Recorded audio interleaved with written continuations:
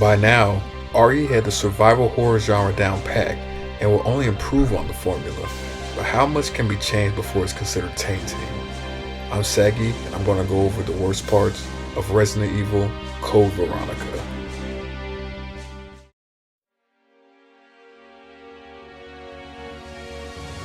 One of the most universally reviled design choices in Code Veronica is how it handles the unexpected mid-game character transitions between Claire and Chris Redfield.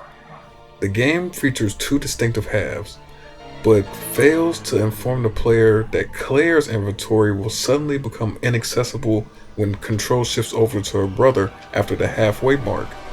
If you happen to leave the powerful grenade launcher, the sniper rifle, or the massive stockpile of your best herbs and ammunition in Claire's personal inventory right before fighting the Nosferatu boss, Chris will start his entire campaign severely under-equipped. This design oversight frequently forces players into a soft lock scenario where Chris must face highly aggressive enemies like the hunters with nothing but a basic handgun and a knife. For example, during the transition after the Arctic base first half, the game gives you no explicit warning or item box transfer safety net to ensure your hard-earned arsenal isn't locked up forever. You might find yourself hours deep into Chris's section only to realize that your lack of firepower makes progressing through the laboratories completely impossible. This requires you to either restart the entire game from scratch or load a save state from several hours prior just to manage your inventory differently. This severe lack of foresight transforms a cool idea into a punishing surprise for blind first-time playthroughs.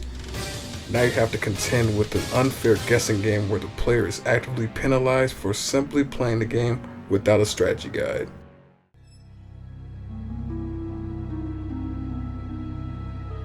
The endgame features a specific sequence involving the mutated Steve Burnside that represents some of the absolute worst boss design in the entire franchise.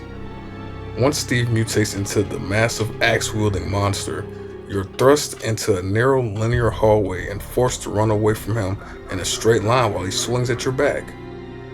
The fundamental issue here is that it's not a traditional fight where you can dodge, weave, or use clever positioning. It's a stat check where Steve moves faster than Claire's default running speed.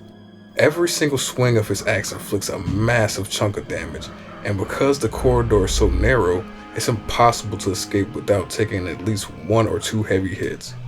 If you don't enter the specific room with at least 2 or 3 full health recovery items, Claire will inevitably die before reaching the safety gate at the end of the hall.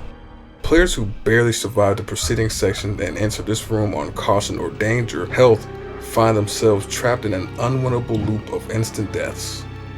The game doesn't provide any health items immediately before this room, meaning your entire playthrough can be completely ruined by a mandatory script. It's an incredibly artificial way to increase the game's difficulty, replacing skill-based survival with a strict requirement to hoard healing items specifically for this one broken encounter.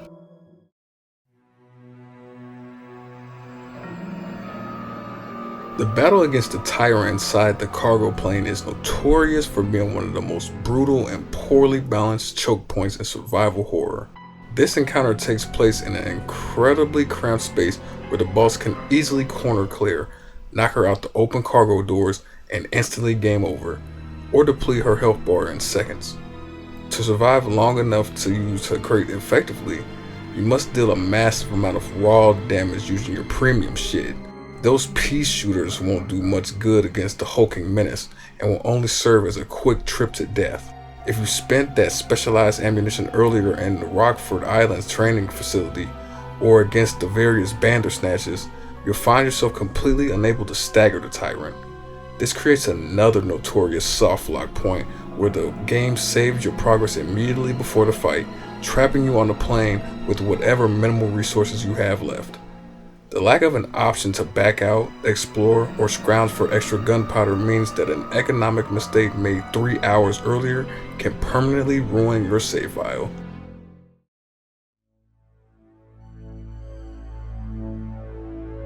The physical layout of both Rockford Island and the Antarctic Transport Terminal features some of the most tedious and excessive backtracking in the classic era of the franchise. Unlike the tightly designed Spencer Mansion from the original game, where shortcuts naturally loop back into the central hub, Code Veronica relies on vast, sprawling outdoor spaces that you have to sprint across dozens of times.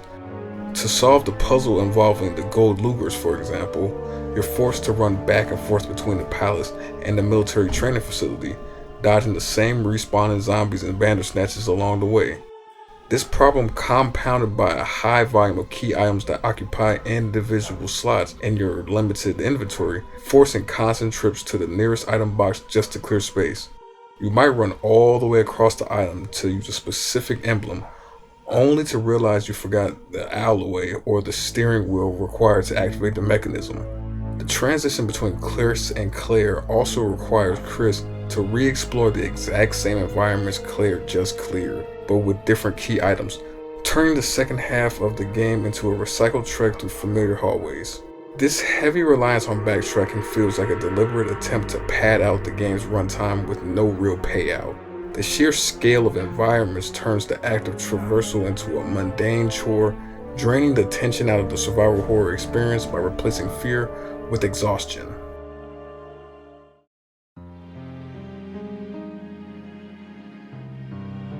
The introduction to the Bandersnatch represents a major point of frustration in enemy design.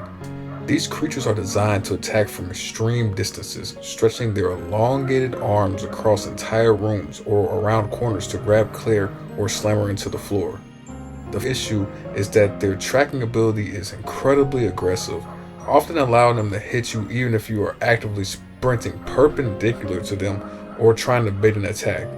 Because Code Veronica retains the rigid tank control system, dodging an enemy with a variable length melee reach that can span the entire width of a screen is incredibly difficult.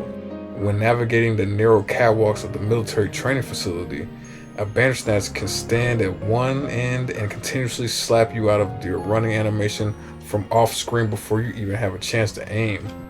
Their attacks also have a deceptive horizontal hitbox, meaning that trying to weave past them in tight corridors usually results in getting struck away.